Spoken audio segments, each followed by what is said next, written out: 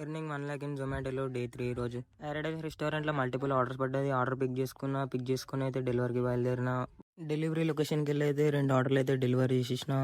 Next order వచ్చేసి రాజారాణి రుచులు రెస్టారెంట్‌లో పడ్డది. పికప్ లొకేషన్‌కెళ్ళి అయితే ఆర్డర్ అయితే పిక్ చేసుకున్నా. పిక్ చేసుకున్న తర్వాత అయితే డెలివరీ కొట్టేసిన ఆర్డర్ అయితే. నెక్స్ట్ ఆర్డర్ అయితే కాలిఫోర్నియా బురిటోలో పడ్డది. లిఫ్ట్‌లో అయితే పైకెళ్ళి అయితే పికప్ లొకేషన్‌కెళ్ళి ఆర్డర్ అయితే పిక్ చేసుకున్నా.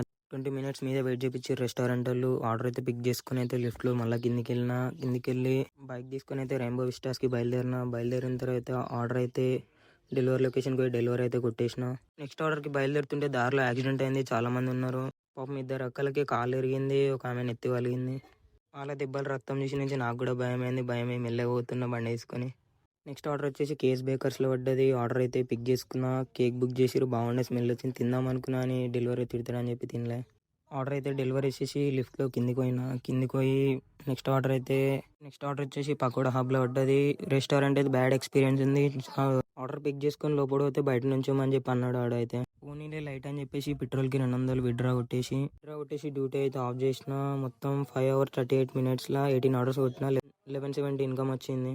డ్యూటీ ఆఫ్ చేసి ఇంటికి వెళ్తుంటే చింటూ బాయ్లు అయితే గల్లీ మొత్తం ప్రొటెక్ట్ చేస్తారు. కర్స్ అని చెప్పి భయమైంది. తొందర బైక్ తీసుకుని ఇంటికి వెళ్ళి నిద్రపోయినా.